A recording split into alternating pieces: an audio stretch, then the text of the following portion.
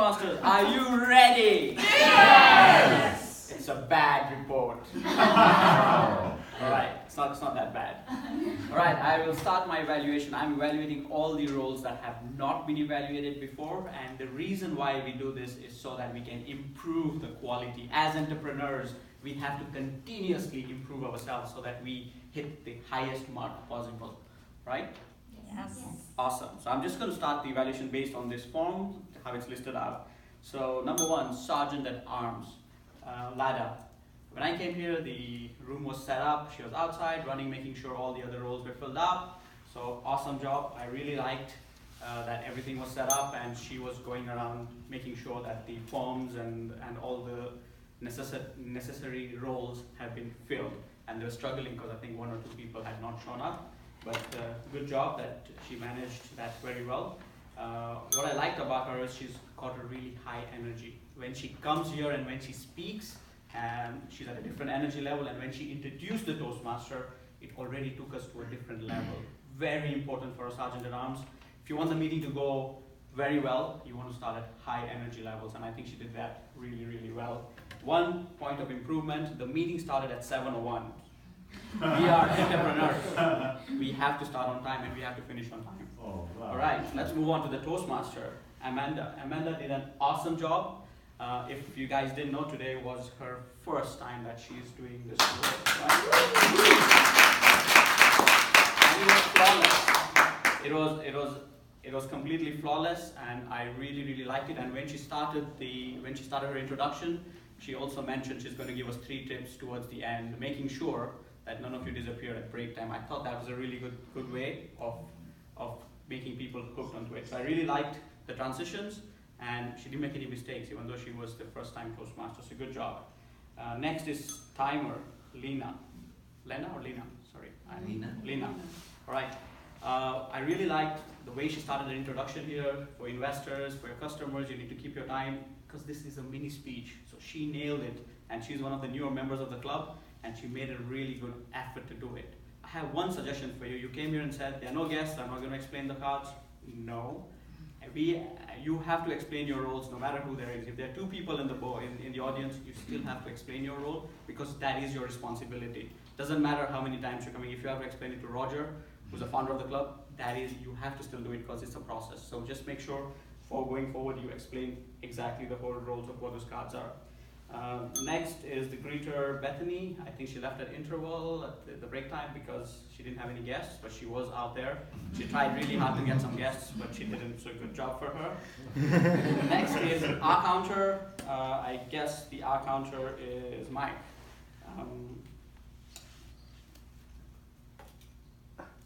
That was a great mini speech when he came and introduced his role, research and why people make mistakes before using nouns. It was complicated, but yes, people got the idea. I also like the way he ended it by giving us a summary of why you should pause in your head before you say, especially if it's your second language. I wish you said that at the beginning of your introduction so people could be a little bit more conscious about it. Next is the grammarian, Elena.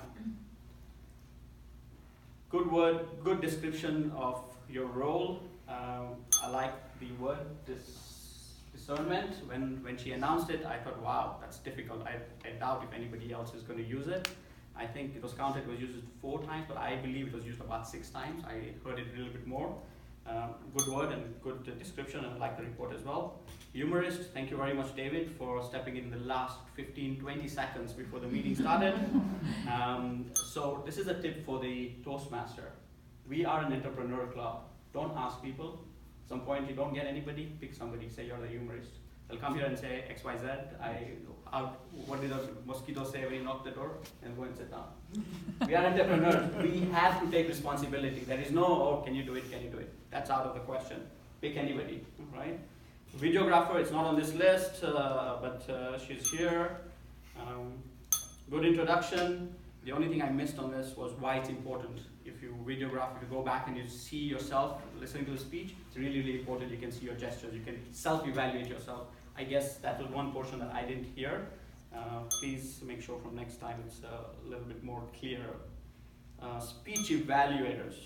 All right, speech evaluators. First of all, the responsibility for a speech evaluator, you have a duty of care.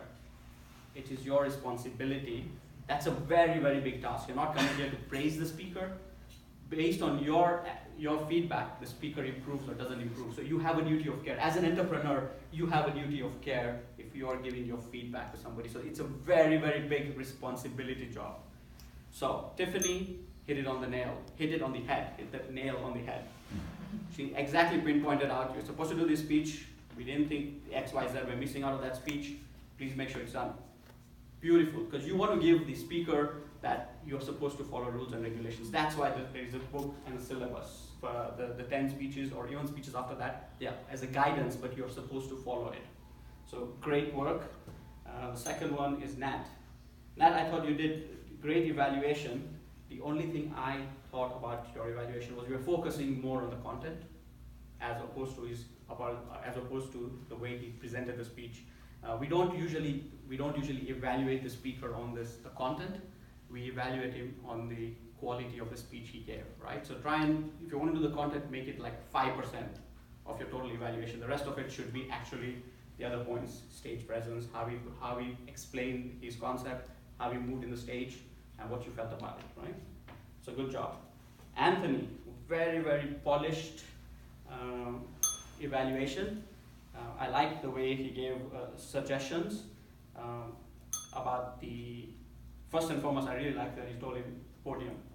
When I was the president of this club, we removed this completely because there is no place, when you go do public speaking, if you got 10 chances to speak in public, that would probably be 1 out of 10 that you get a podium. There wouldn't be a podium. So here, we want to make sure that you are ready when you go out in the real world. So that's a good point you picked up. However, you did not pick up the main, what was his project?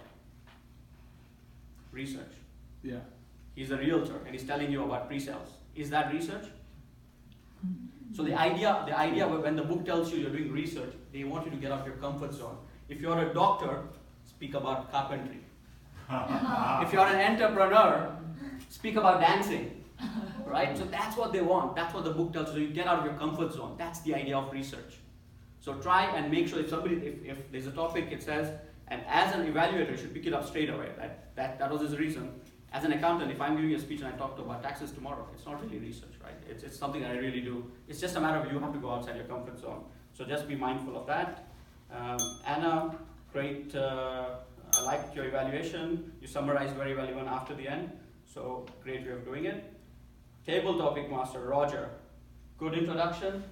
I like the way he explained what's required, especially why it's important to do impromptu speaking, elevator speech. He gave you examples. He pushed it back to the questionnaire, back to the audience, asking them what's necessary.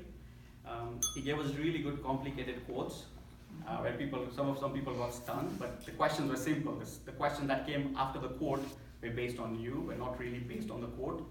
But it's a nice way of throwing people off. That's what happens.